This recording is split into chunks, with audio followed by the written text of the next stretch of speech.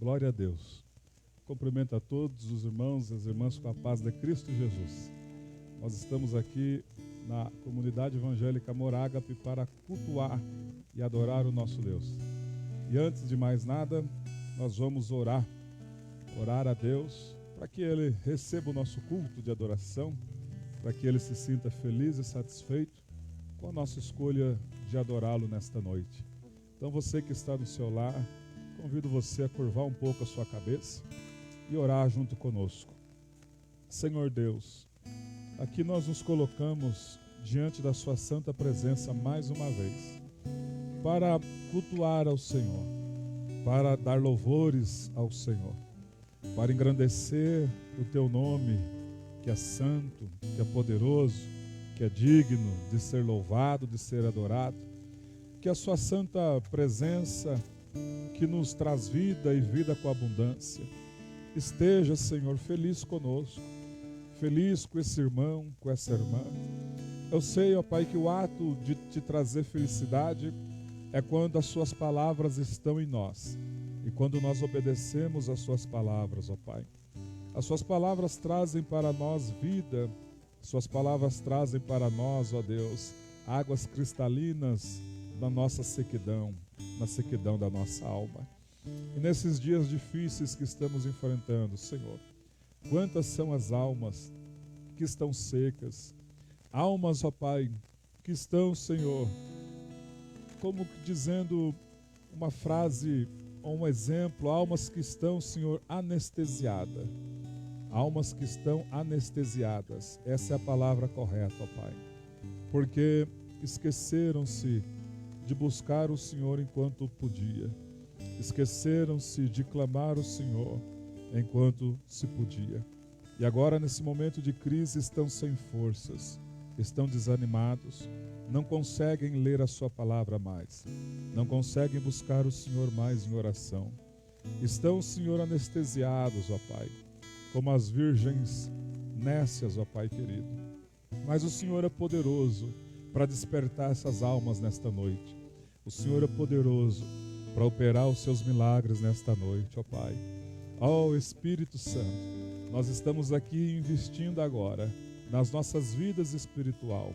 Que o Senhor vá de encontro no coração dessa irmã, desse irmão, e que tudo seja, ó Deus querido, para a honra e glória do seu nome nesta noite. É o que eu te peço e te agradeço, em o nome do Senhor Jesus. Amém. Glória a Deus. Eu vou provar aos irmãos da Bíblia como é importante quando nós nos tornamos um altar de adoração.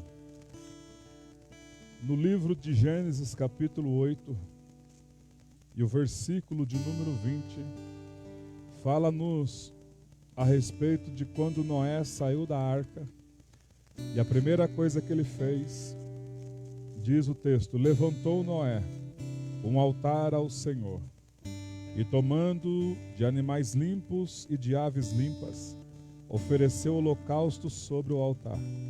E o Senhor aspirou o suave cheiro e disse consigo mesmo, não tornarei a amaldiçoar a terra por causa do homem, porque é mau o desígnio íntimo do homem desde a sua mocidade.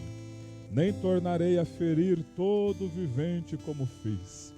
E aí o texto continua no versículo 22. Enquanto durar a terra, não deixará de haver sementeira e ceifa, frio e calor, verão e inverno, dia e noite. Olha no versículo 9, parte A. Abençoou Deus a Noé e a seus filhos. Abençoou Deus a Noé e a seus filhos. O poder que se tem quando nós nos transformamos num altar de adoração. Quando nós nos transformamos no altar de adoração, o Senhor, a primeira coisa que Ele muda é o pensamento dele. Não vou amaldiçoar mais a terra por conta do homem. E depois o Senhor então troca a maldição pelas bênçãos, conforme está escrito. Abençoou Deus a Noé e a seus filhos. Você coloca o teu nome, eu coloco o meu. por nós nos tornarmos um altar de adoração nesta noite. Adoração, meu irmão e minha irmã, não é conversa fiada. Adoração não é da boca para fora. Para ter mudança de pensamento do Deus Todo-Poderoso a nosso respeito, temos que adorar com todo o nosso coração, com toda a nossa alma, com todo o nosso ser. Aí sim vai se concluir nisso que nós vamos ler. Abençoou Deus a Noé e a seus filhos. Você quer ser abençoado nesta noite? Quer ser abençoada nesta noite? Tornemo-nos agora um altar de adoração. Aleluia. Mas, minha irmã Débora, pode ser que tenha alguém ainda bem desanimado. Alguém com a alma, irmão Samuel, arrebentada, né, irmão Diego? Nesses dias difíceis, pode ser que tenha. E eu tenho certeza que tem. Por isso que Deus vai usar a irmã Débora para cantar um hino, para falar o seu coração. E daqui a pouco eu volto junto com vocês. E você adore conosco nesta noite. Aleluia, glórias a Deus. Nós vamos adorar o nosso Deus com esse louvor que diz que ainda há esperança para a árvore cortada. A árvore pode ter sido cortada por palavras, mas o Espírito Santo de Deus me trouxe aqui hoje para te dizer, querido, que ainda há esperança. E que Deus vai fazer, vai restaurar, Deus vai fazer crescer essa árvore e frutificar para a honra e glória do nome dEle. Se você crer, aleluia, e se arrepender dos seus pecados, o Senhor te fará uma árvore frondosa que dará frutos, aleluia. Glória a Deus.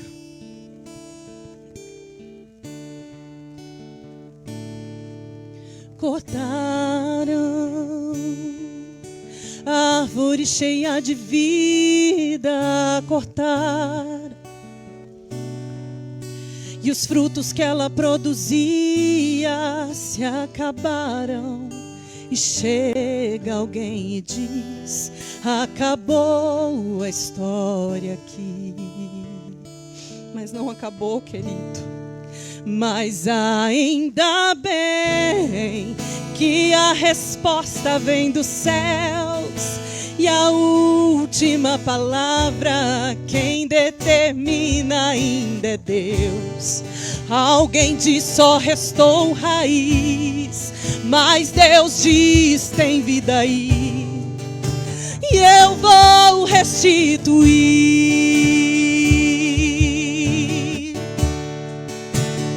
a esperança para a árvore cortada. Novamente crescerá ao cheiro das águas, e se caso envelheceu na terra sua raiz, ou se o seu tronco morreu, ouça bem o que Deus diz: ainda há esperança, a alegria vai chegar, e tudo novamente irá voltar ao seu lugar. A água já está presente e vai começar a regar. Vai ser tão lindo o testemunho que você irá contar. Eu fui uma árvore cortada, mas ao cheiro das águas vi Deus minha vida restaurar. Mas ainda bem que a resposta vem do céu, e a última palavra quem determina ainda é Deus. Alguém diz: só restou raiz, mas Deus diz: tem vida aí, e eu vou restituir, aleluias, a esperança para a árvore cortada. Novamente crescerá ao cheiro das águas, e se caso envelheceu na terra sua raiz, ou se o seu tronco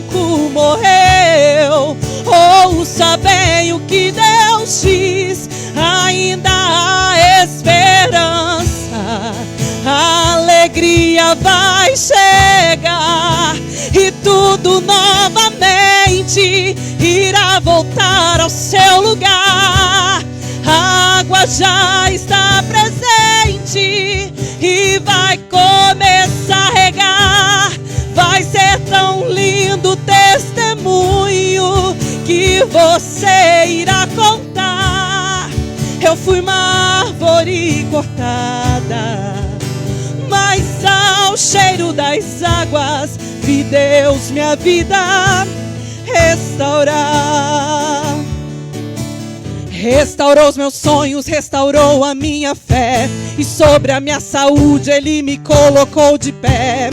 Restaurou a minha casa e toda a minha família, e hoje todos nós o servimos com alegria. E toda vez que eu escutava alguém dizer, até tinha estrutura, mas veio a morrer, me lembrava da promessa, pra não desanimar. Essa promessa me dizia, essa promessa me garantia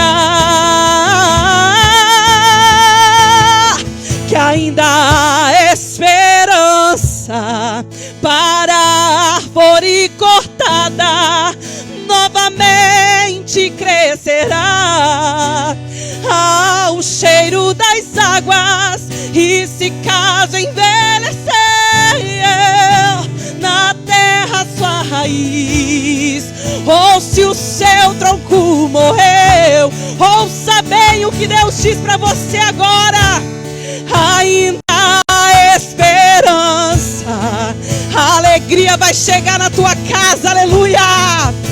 E tudo novamente irá voltar ao seu lugar. A água já está presente e vai começar a regar. Vai ser tão lindo o testemunho que você irá contar. Eu fui uma árvore cortada, mas ao cheiro das águas vi Deus minha vida restaurar. Eu fui uma árvore cortada, mas ao cheiro das águas vi meu ministério Deus levantar. Aleluia, Deus. Eu fui uma árvore cortada, mas ao cheiro das águas, na minha e na tua saúde, vamos ver Deus tocar, aleluias. Eu fui uma árvore cortada, mas ao cheiro das águas vi minha família Deus salvar. Aleluia, querido, se você crê, você vai ver a tua família salva para a honra e glória do Senhor. Aleluia, Deus. Glorificado seja o teu santo nome, Senhor.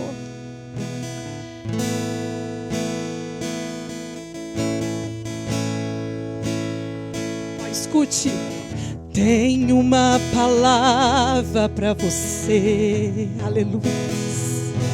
Não desanime.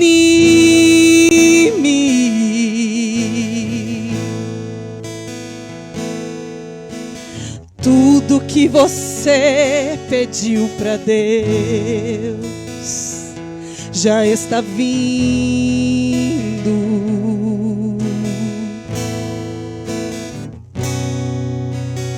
Esses dias Deus te viu chorar num canto escondido. Ele sabe, Ele vê todo o teu sofrimento, aleluias. Você mal conseguia falar, mas Ele ouviu o teu gemido, aleluias. Oh, grande Deus, aleluias. Mas o Deus que me enviou aqui sabe de tudo.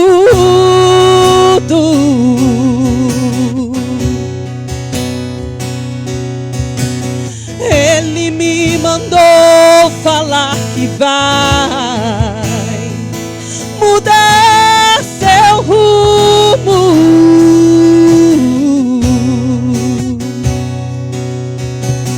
Ele está enviando consolo para tua alma.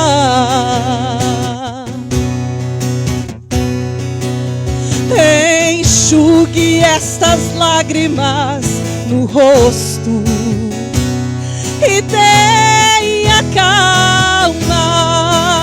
Sabe por quê, querido? Vai passar, aleluia. Vai passar. Eu sei que essa luta logo vai passar. Está doendo, mas não vai querer parar. Não deixe a esperança em você morrer. Você precisa crer. Vai chegar a solução para tudo que te aconteceu. Você vai ter de volta o que você perdeu. Só não se desespere, pelo amor de Deus, aleluias. Mas o Deus que me enviou aqui sabe de tudo.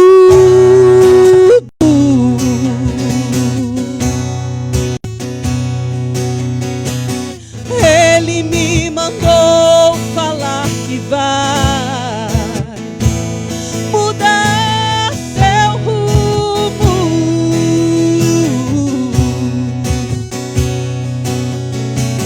Ele está enviando consolo para tua alma.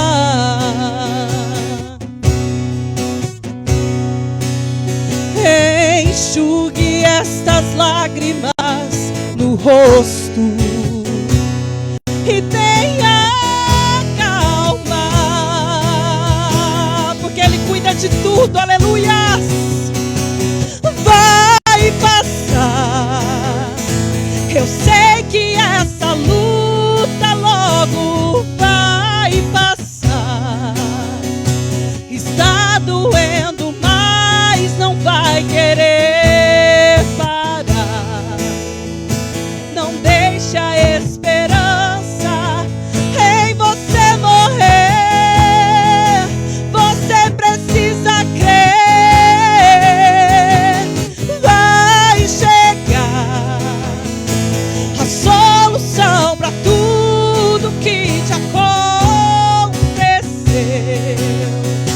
Você vai ter de volta o que você perdeu.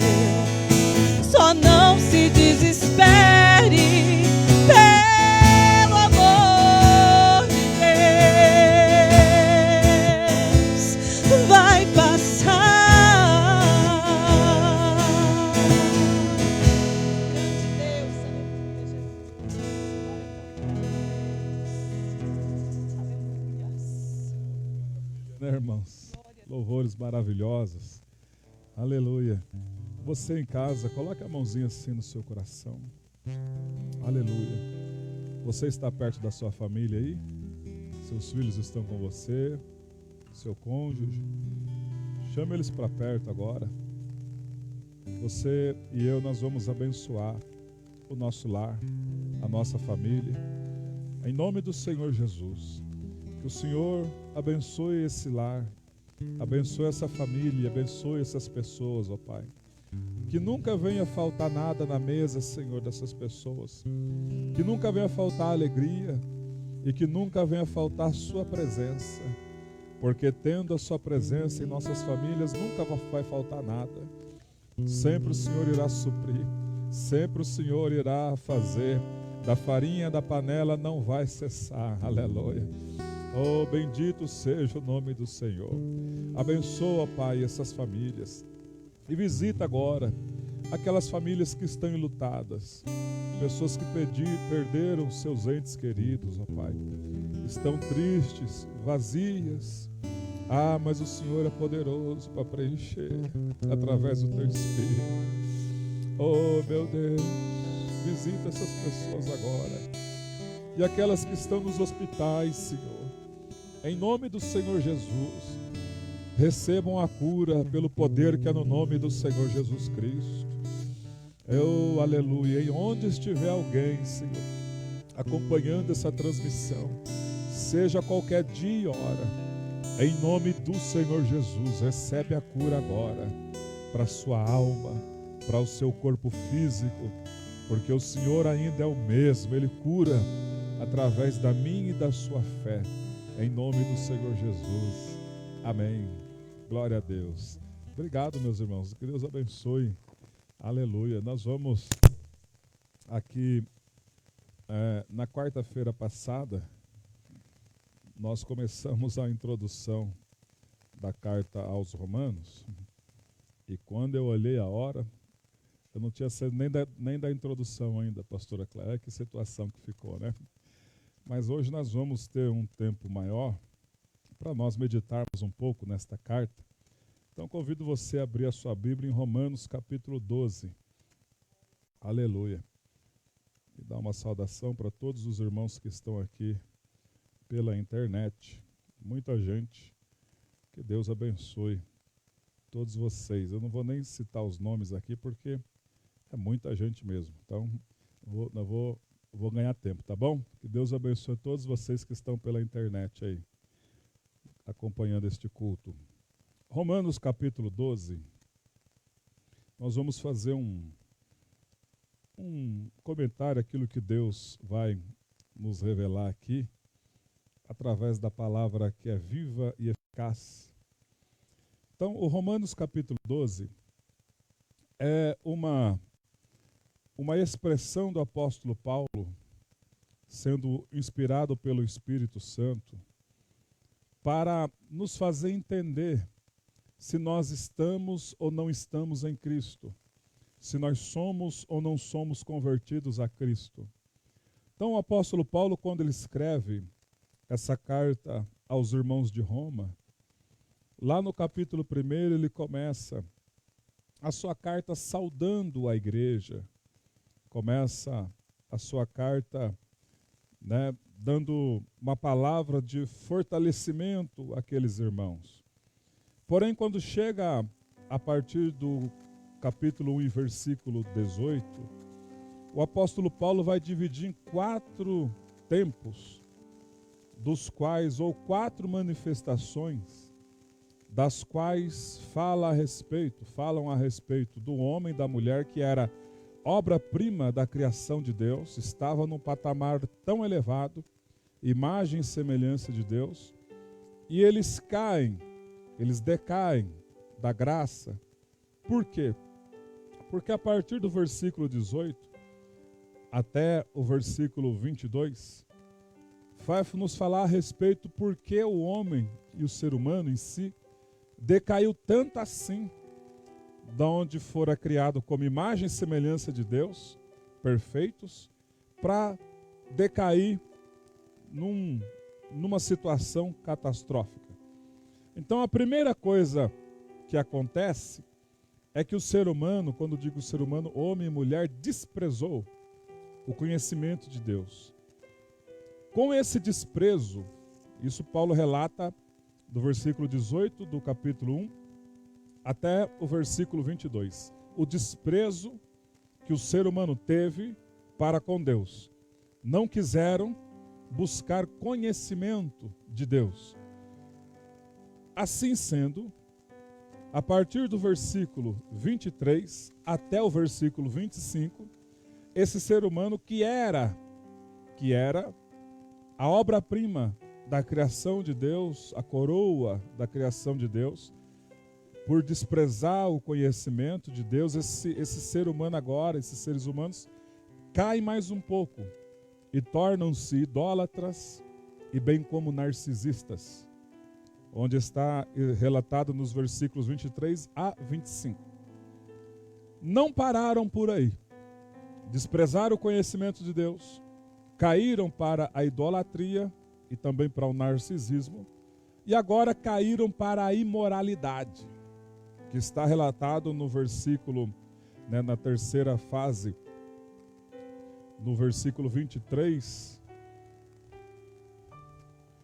até o versículo 27, caíram na imoralidade. E agora, caídos na imoralidade, chega no ponto mais baixo que uma pessoa pode chegar. Estão agora cheios dentro de si. Do que estão cheios? Estão cheios de coisas ruins, que Paulo relata no versículo 28 a seguir. E por haverem desprezado o conhecimento de Deus, o próprio Deus os entregou a uma disposição mental reprovável para praticarem coisas inconvenientes. Olha o que essas pessoas estão cheias.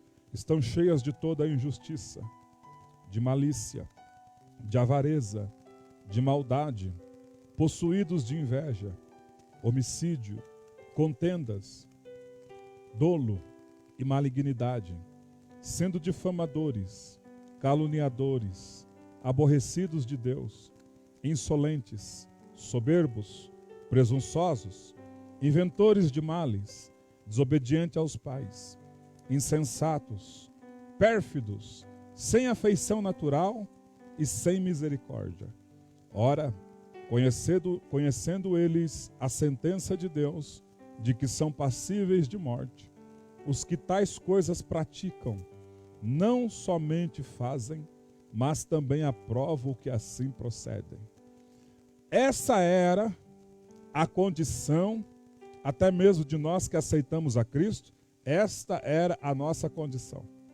Nós desprezamos conhecer o nosso Criador, e isso trouxe para nós uma queda, caímos no narcisismo e caímos na idolatria. Não bastando isso, caímos também na imoralidade. Imoralidade sexual, imoralidade horrendas que está no texto. E caímos também agora nesse último patamar onde estávamos cheios de toda maldade, de ira, de injustiça. E o Senhor viu o nosso sofrimento e enviou Jesus Cristo para nos colocar de novo à imagem e semelhança do Deus Altíssimo. Mas, para saber se nós estamos realmente sendo pessoas cristãs ou não, o Senhor já deu uma dica, que se vós estiver em mim e as minhas palavras estiver em vós, vocês vão pedir tudo o que quiser e vos será feito. Uma coisa que alegra o coração do nosso Deus é quando o ser humano está em obediência à palavra dele.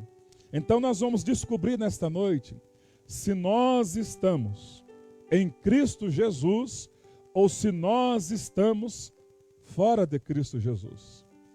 E isto o apóstolo Paulo vai depois relatando, falando para os judeus no capítulo 2, porque os judeus bateram palmas. É isto aí, Paulo, você está correto. Os gentios é tudo isso que você falou aí. São pessoas que não buscaram o conhecimento de Deus, se tornaram idólatras, se tornaram aí numa situação de imoralidade, e agora eles estão cheios de coisas ruins dentro deles. O apóstolo Paulo, então, ao bater da palma dos judeus, como que dizendo, assinando embaixo tudo que Paulo estava dizendo a nosso respeito, o apóstolo Paulo no capítulo 2 já começa então a voltar-se para os judeus, dizendo que se eles, sendo conhecedores da lei, se eles sendo guias de cego, e eles praticando as mesmas coisas, então a vida deles estão pior do que a nossa, antes de conhecer a Cristo, claro. No capítulo 3, Paulo vai responder às objeções dos judeus, porque Paulo começa no capítulo 2 a falar tantas coisas para eles, E eles disseram, bom, se nós estamos em pé de igualdade com os gentios, qual é a vantagem de querer ser judeu? Qual é a vantagem de ser um israelita, descendência de Jacó? E Paulo vai falar, são muitas vantagens, porque de Israel descende o Salvador do mundo, e vocês têm aí a bênção desde o início. Mas agora o Senhor Jesus Cristo uniu os dois povos num só. Quer judeu, quer grego, quer brasileiro, quer europeu, quer africano, quer japonês, quer chinês, tudo agora, se quiser ter a bênção de Abraão, é através do Senhor Jesus Cristo. Aleluia. Então, o Senhor, usando a vida do apóstolo Paulo, começa depois a abranger na questão da lei e da fé, mostrando para os judeus que estavam seguindo a lei. Eles estavam cansados, na verdade, da lei. Porque a lei, eles tinham que levar os animais para ser sacrificado no culto. Eles estavam, irmãos, cansados também de tudo isso. Então, Paulo vai dizer que agora não era mais necessário eles pecarem, procurar o cordeiro, levar o animal, o touro, o boi, o casal de rolinhas, de pombinhos. Agora, através de Cristo Jesus, o perdão já era para todos. Aleluia. Então, no capítulo 12, que nós vamos meditar um pouco aqui, é onde é o ponto central que vai nos mostrar se nós estamos ou não estamos em Cristo. Porque se nós estivermos ainda cheios daquelas coisas do capítulo 1, né, de difamadores, caluniadores, sem afeição natural, desobediente aos pais, cheio de ira dentro de si, então nós ainda não estamos em Cristo. Mas, se nós temos hoje a paz no coração, oramos por aqueles que nos perseguem, quando chega alguém e fala, fulano falou isso e isso de você, e a gente ora e abençoa essas vidas, é sinal então que você e eu estamos em Cristo.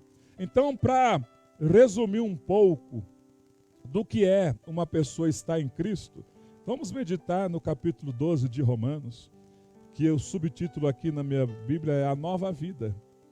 E ele começa dizendo, rogo-vos, pois, irmãos, pelas misericórdias de Deus, que apresenteis o vosso corpo por sacrifício vivo, santo e agradável a Deus, que é o vosso culto racional. A primeira coisa que ele vai nos pedir e nos orientar, como sendo agora pessoas novas, nascidas de novo, é que nós venhamos, através das misericórdias de Deus. Notem bem no texto. Rogo-vos, pois, irmãos, pelas misericórdias de Deus. Não é pela misericórdia, é pelas misericórdias. Ou seja, o Senhor nosso Deus, que nos dá a vida, nós estamos aqui vivos por causa da misericórdia dele. Nós estamos na presença dele por causa da misericórdia dele. Você se alimentou hoje, você tomou seu café, almoçou por causa da misericórdia dele.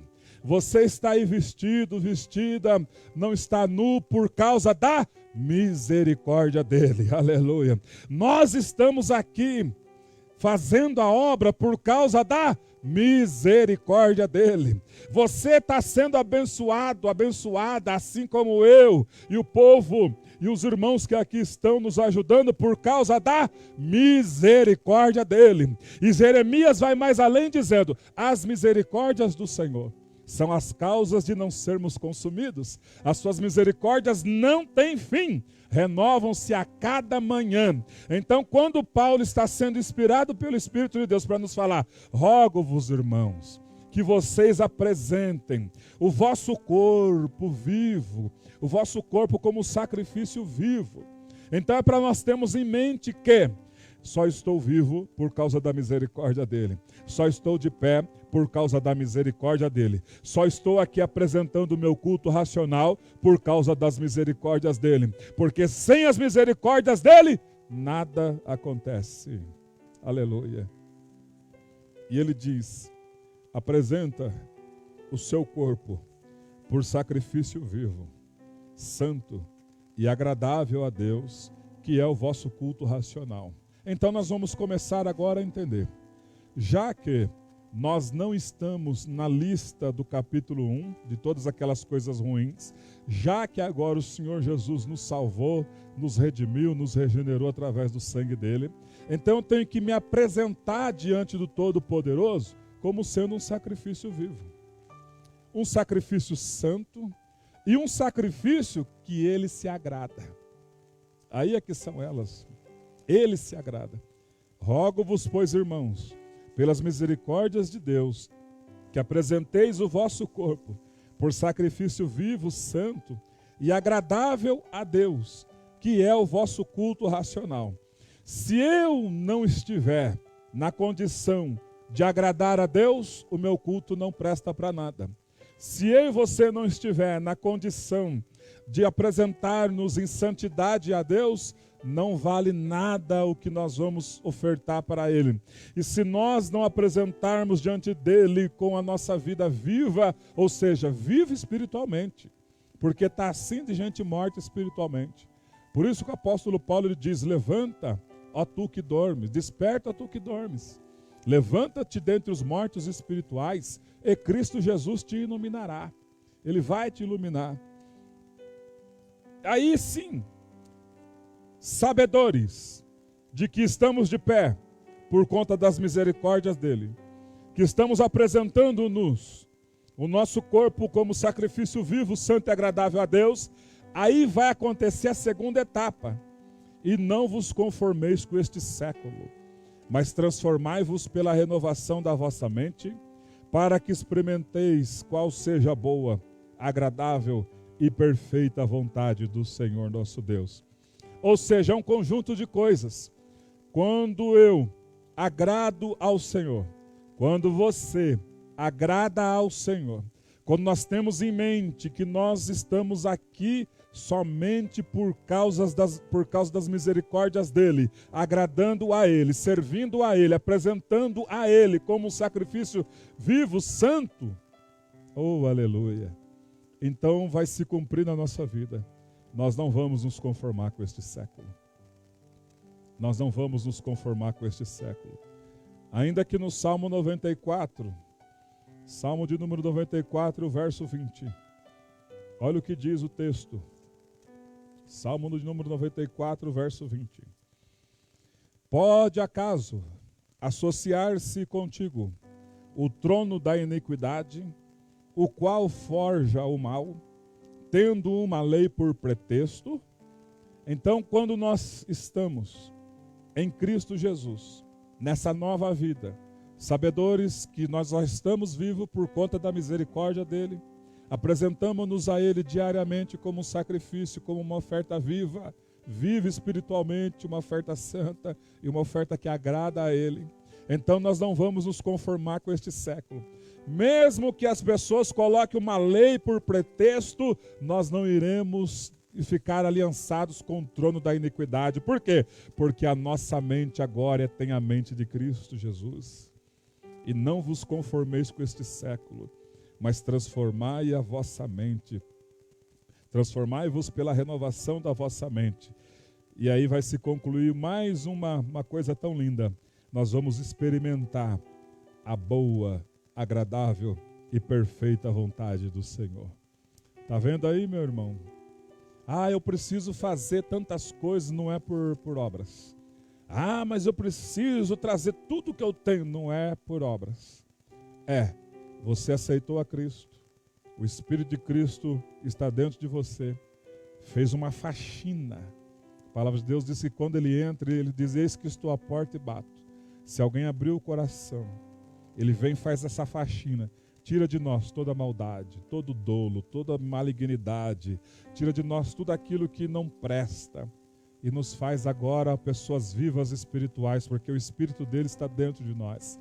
Então nós nos tornamos pessoas agradáveis a Deus, sabedores que somente pela misericórdia dele é que acontece isso, ou pelas misericórdias dele é que acontece isso. Então nós vamos saber o que estamos fazendo na presença dele, e no final nós vamos experimentar a boa, perfeita e agradável vontade do Senhor.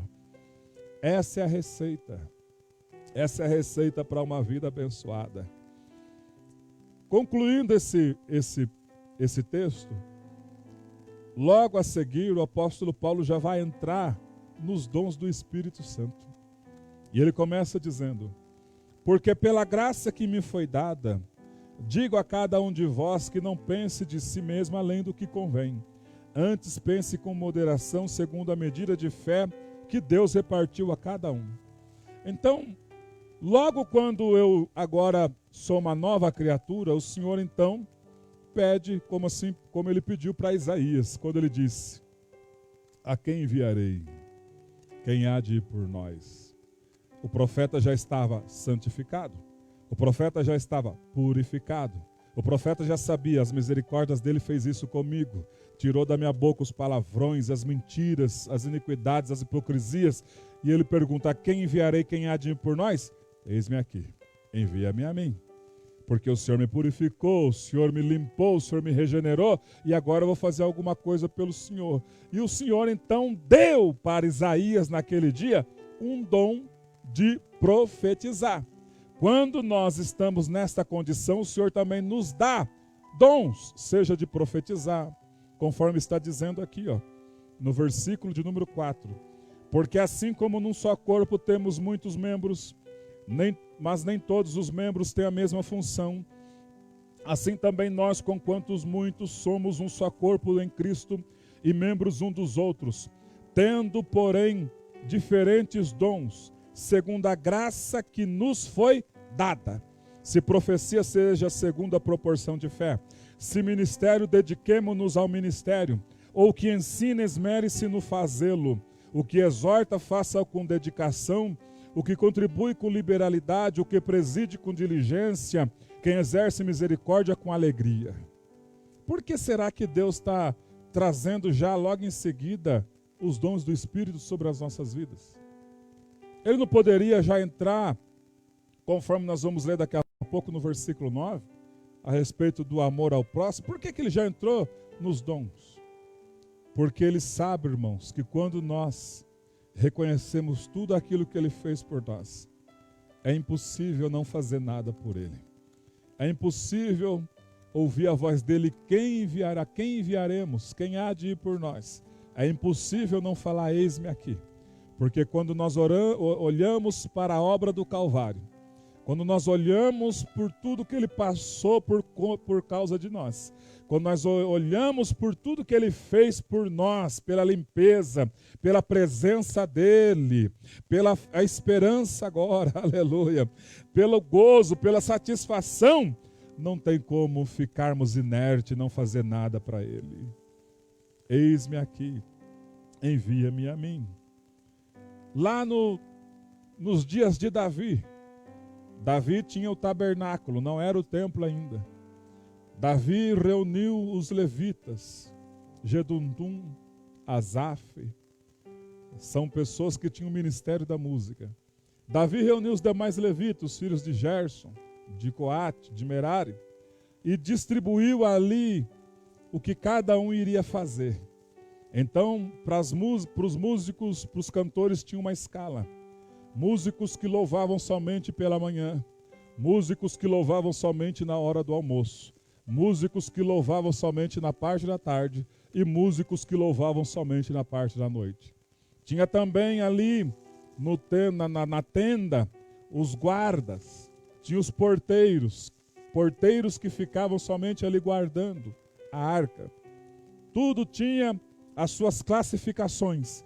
E hoje, meus irmãos, Deus nos deu dom, e tem pessoas que não querem obedecer coisa nenhuma, que quer se aparecer mais que os outros. E a Bíblia está dizendo aqui, por isso que Paulo já começou dizendo: porque pela graça que me foi dada, digo a cada um dentre vós, que não pense de si mesmo além do que convém. Ou seja, Deus me deu dons. Deus te deu dons, ou te deu dom, ou me deu dom, seja um, seja dois, seja três.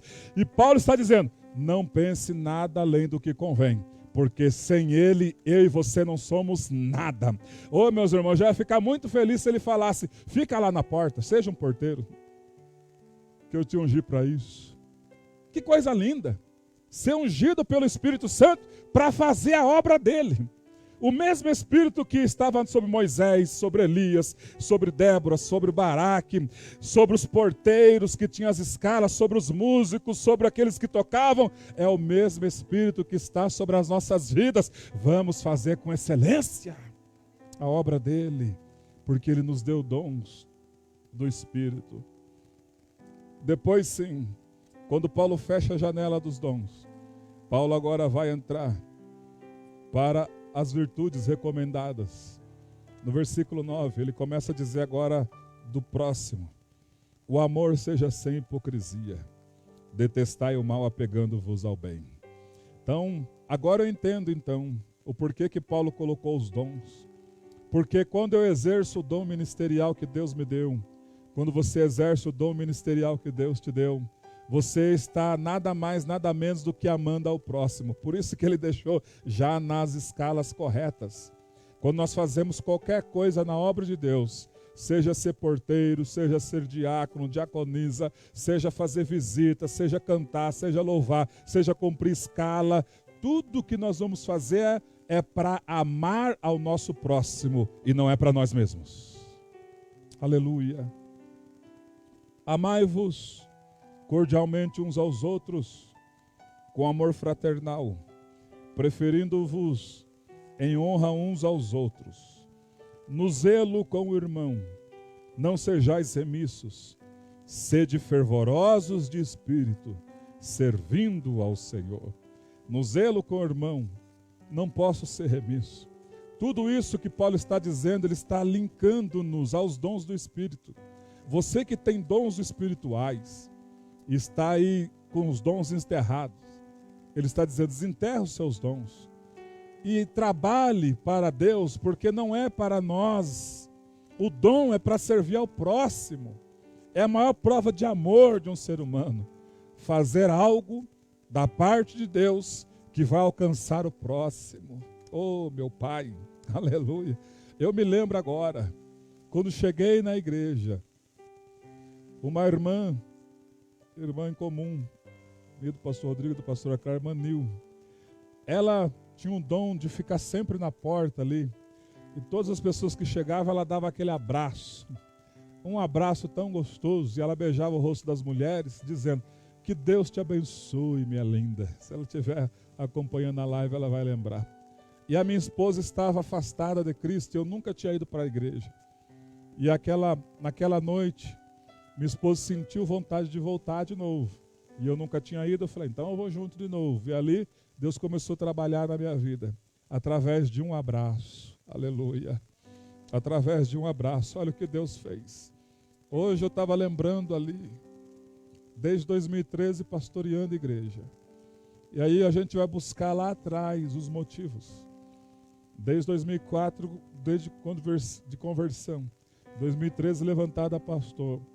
Muitas almas lembrando dos Diegos que se batizaram, dos irmãos que chegaram e foram avivados através deste ministério, através dos dons que Deus me deu. Dos dons que Deus me deu para mim, para minha esposa e para todos que se achegaram, estão se achegando. E aí a gente vai buscar lá atrás, onde é que começou? Num abraço. Num abraço. Num abraço de uma pessoa que estava na porta. Na porta. Aleluia. Vale a pena servir ao Senhor. Sede fervorosos de espírito, servindo ao Senhor. Sabe por que houve conversão da minha alma? E porque a minha esposa voltou para a casa de Deus? Porque a irmã Nil naquele dia estava fervorosa de espírito. E não somente aquele dia, porque eu conheço ela, eu sei que sempre ela está orando por nós. Uma mulher fervorosa de espírito. E isso traz para nós sermos também. Sede fervorosos de espírito, servindo não ao homem, servindo ao Senhor, conforme está no texto. Versículo 12.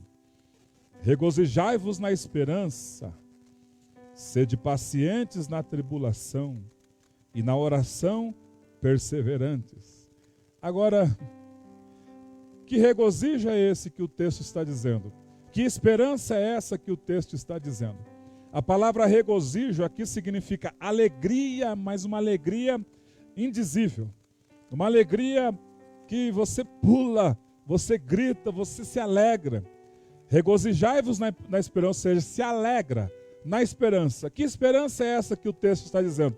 Na esperança de que daqui a pouco eu, você, minha família, sua família e todos quantos amam a vinda do Senhor Jesus, iremos embora desta terra para sempre. E Ele enxugará dos nossos olhos toda lágrima. Lá no reino dele não tem doença, no reino dele não tem hipocrisia, não tem malignidade, não tem maldade. No reino dele tem paz eterna, aleluia. E não vai demorar muito não, ele vai vir buscar. Por isso ele está dizendo, regozijai-vos na esperança. Se alegra. Por que está triste aí, meu irmão? Por que você está triste aí, minha irmã?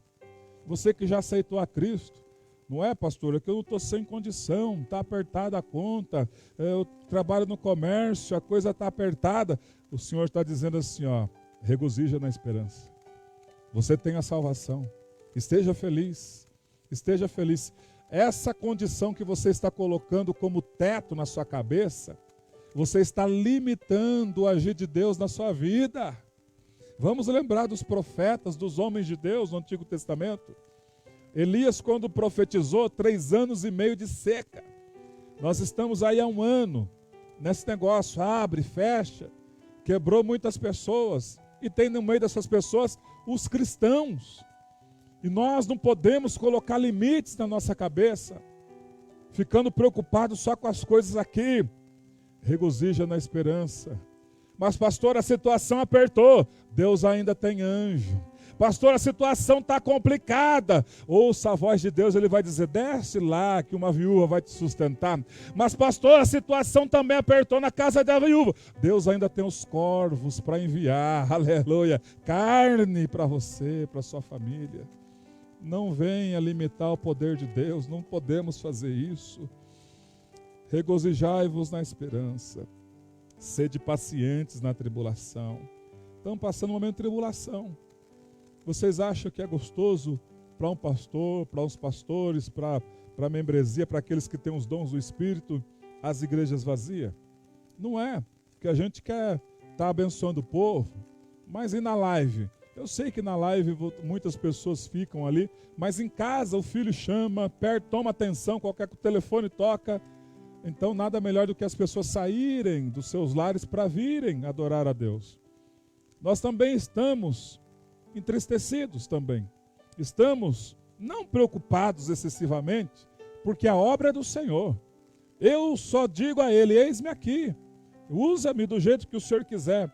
Mas Ele está dizendo aqui, ó, sede pacientes na tribulação. Um dia ele usou o apóstolo João para falar isso à igreja de Esmirna, em Apocalipse capítulo 2 e versículo 8, olha o que diz. Apocalipse capítulo 2 e versículo de número 8 a seguir.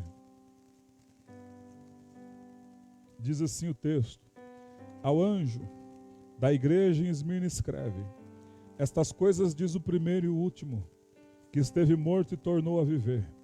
Conheço a tua tribulação, a tua pobreza, mas tu és rico. Está vendo? A tribulação trouxe uma pobreza financeira. Mas o Senhor olhando para eles, vocês me servem, vocês têm regozijo da salvação, vocês são ricos. Mas tu é rico. E a blasfêmia dos que a si mesmos se declaram judeus e não são, sendo antes sinagoga de Satanás. Versículo 10. Não temas as coisas que tens de sofrer. Eis que o diabo está para lançar em prisão algum dentre vós, para serdes postos à prova. E tereis tribulação de 10 dias. Sê fiel até a morte, e dar-te-ei a coroa da vida. Quem tem ouvidos, ouça o que o Espírito diz às igrejas. Ao vencedor, de nenhum modo sofrerá dano da segunda morte.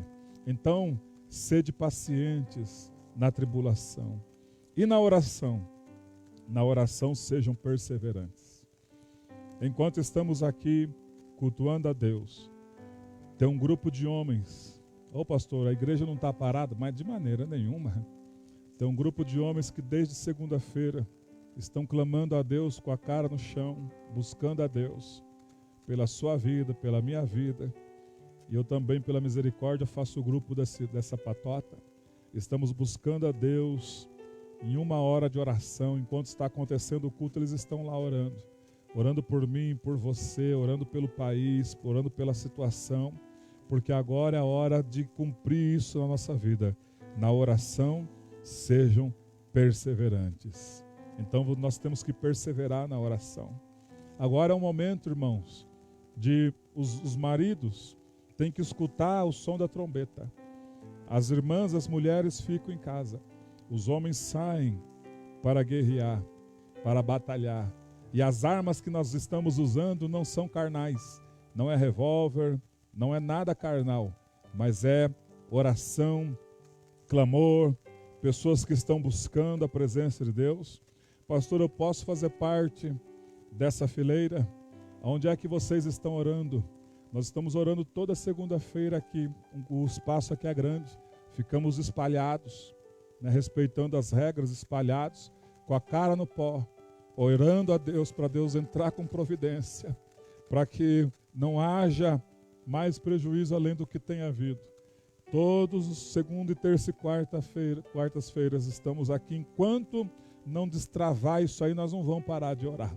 Nós vamos sempre orar, sempre clamar a Deus pela sua vida, pela sua família, pela nossa vida, pela nossa família e por todas as nações do mundo. As nossas orações têm se transformado em verdadeiros clamores e o Senhor tem dado graça.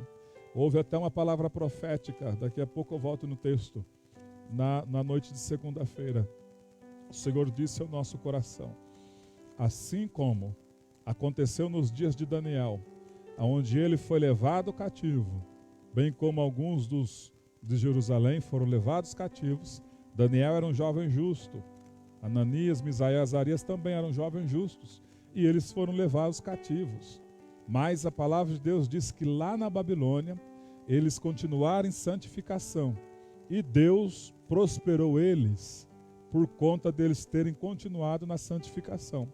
Então o que Deus quer para nós estamos aí sofrendo esse impacto, mas estamos como Daniel, não vamos comer as finas iguarias do rei, e vamos continuar em santificação, em oração, e nós vamos prosperar nesses momentos de crise, porque fiel é o Senhor que nos orienta através da palavra dele.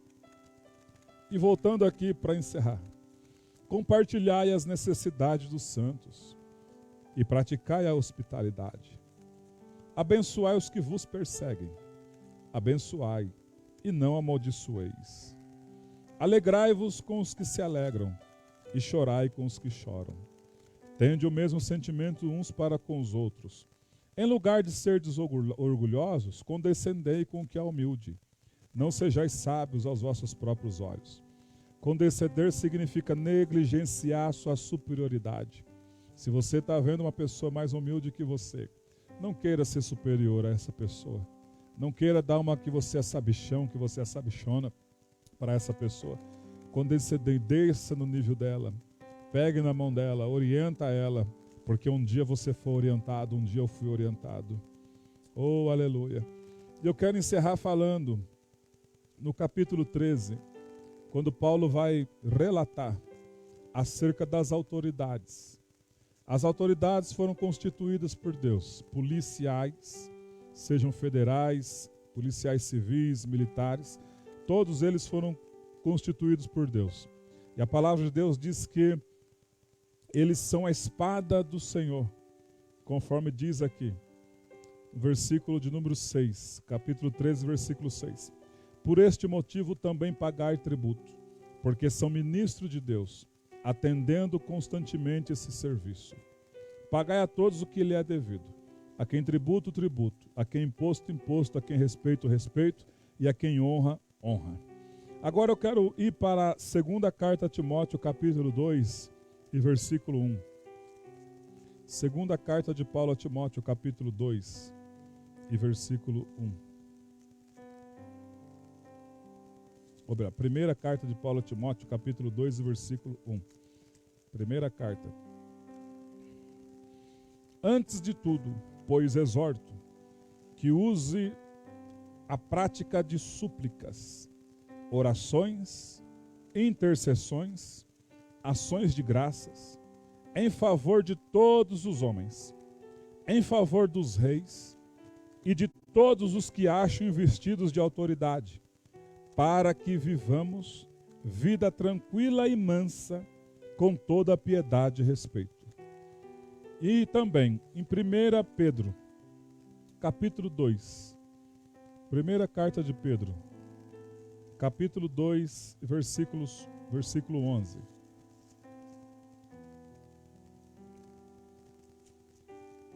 Amados, exorto-vos como peregrinos e forasteiros que sois, a vos absterdes das paixões carnais que fazem guerra contra a alma, mantendo exemplar o vosso procedimento no meio dos gentios, para que naquilo que falam contra vós outros, como de malfeitores, observando-vos as vossas boas obras, glorifique a Deus no dia da visitação.